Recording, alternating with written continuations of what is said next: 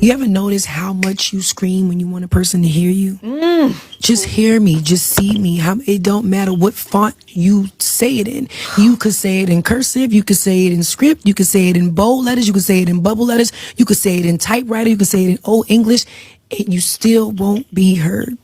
You know what I'm saying? Imagine the screams, hear me in every single font, right? Damn it. When you finally get to a place where you're done, it's nothing but silence. You have nothing else to say. There's nothing else to say. How did you know walk. you had nothing left to say? Because I love until I can't love no more. And I give until I can't give no more. I don't force my way out of anything that I'm not ready to leave. I don't force my way out of anything that I'm not ready to give up on. I have to be at my wit's end. You want to know why? It feels better. When you force yourself out of something is why you go back. Because now it's like, well, what if? And maybe this could have been done differently. Right. Always exhaust all options. When you did all you can do, there's nothing else to say when you walk away. Hi, everyone. Welcome to Shhhcrets. Before we get into it, go ahead and hit that subscribe button if you like raw, unfiltered opinions and the kind of truth that makes folks squirm a little. When I heard Teyana Taylor talk about why she stayed so long in a toxic relationship with Iman, something clicked for me. She described loving until she had nothing left, giving chance after chance until there was nothing more to give, and only then walking away. And as much as it made my heart ache, it also made me realize we've seen this story before, not just in real life, but on screen. Which brings me to Tyler Perry. Let's talk about a man who's been dragged, mocked, and accused of pushing the struggle love agenda. People have called him everything from a trauma peddler to a self-hating creative, and yet he might be one of the few who's just been telling the truth all along. For years, Tyler Perry has been accused of pushing tired narratives, stories where Black women suffer, pray, and stay loyal to men who don't deserve them. And I'll be honest, even I rolled my eyes at some of it. The wigs were a crime and the trauma was almost predictable. But here's the thing, Tyler wasn't pulling this stuff out of thin air. He was just putting a spotlight on what a lot of us already know too well. Let's be real. The fantasy would have been for him to write aspirational love stories. Stories where the Black couple heals, grows, and thrives together. But that's not what he saw. And honestly, that's not what most of us have seen either. Just look at Diary of a Mad Black Woman. Helen gets kicked out of her house by her cheating husband like trash on pickup day, only to end up nursing him back to health later. That's not a love story. That's a comeback from delusion. And honestly, that's not far-fetched. We all know someone who's stuck around and played nurse to the same man who broke them. It's not even shocking anymore. Then there's Why Did I Get Married? The whole film is basically a group therapy session full of married people who technically love each other but don't even like each other. Infidelity, ego, emotional immaturity. Tell me that's not real life. Most of us could name at least one couple right now who look happy on the outside but are dragging each other through hell behind closed doors. Now, temptation? Who? A woman gets bored in her marriage, falls for the flashy guy, and ends up with HIV. And people called it dramatic, but be serious. How many times have we heard stories about men stepping out on their wives for the newer, shinier baddie, only to bring back an STI or an outside child?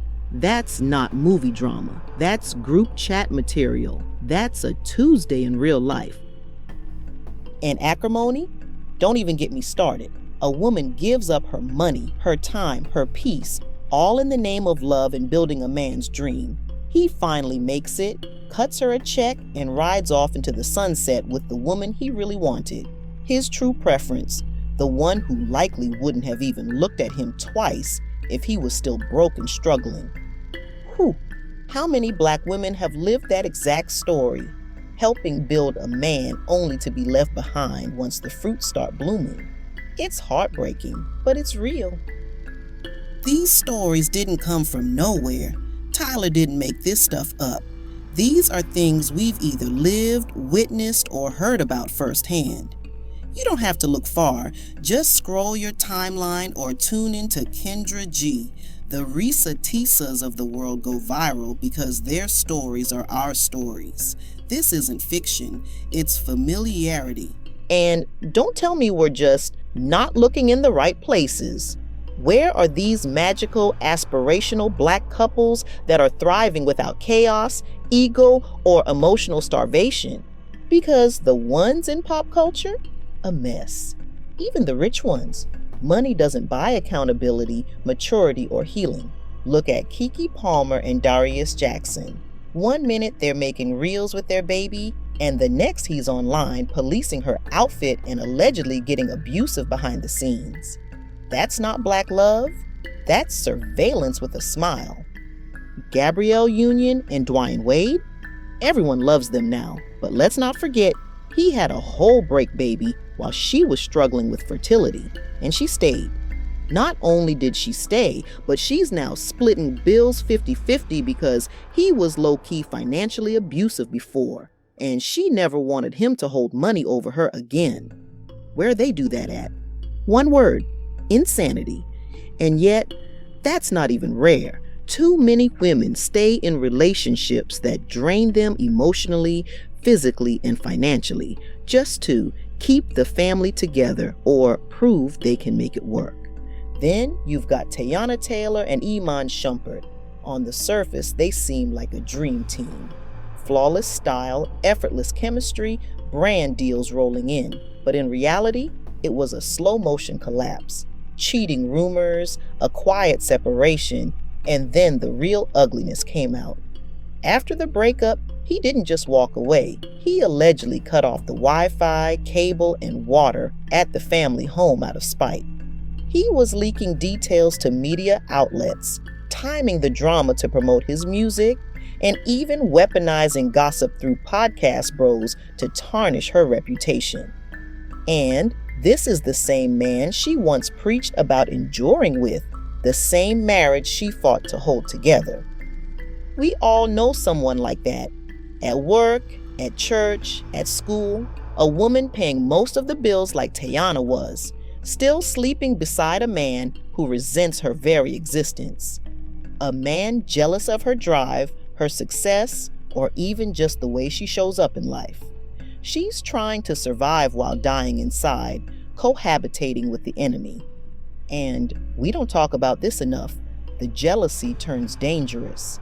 Look at the Black femicide rates. Men are butchering women every day, often motivated by greed, by a life insurance policy, or by the fear that their ambitious partner is finally about to leave their stagnant, deadweight selves.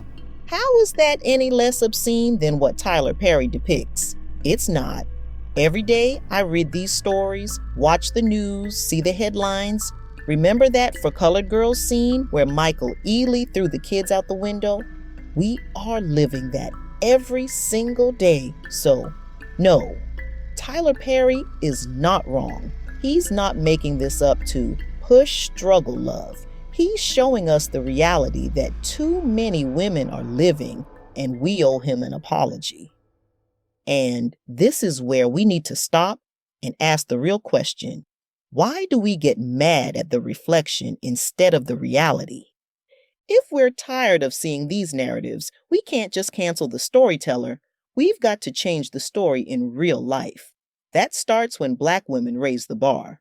When we stop calling dysfunction loyalty. When we stop playing build a man and start protecting our peace. If Tyler Perry's movies hit too close to home, maybe it's not because they're offensive. Maybe it's because they're too familiar. So, no, I don't think Tyler Perry was selling us struggle love. I think he was documenting the kind of love too many of us have accepted for far too long. And maybe that's why it stung. Not because it was exaggerated, but because it was accurate. Let's be the generation that demands more. That stops normalizing emotional labor as love. That heals. For real this time.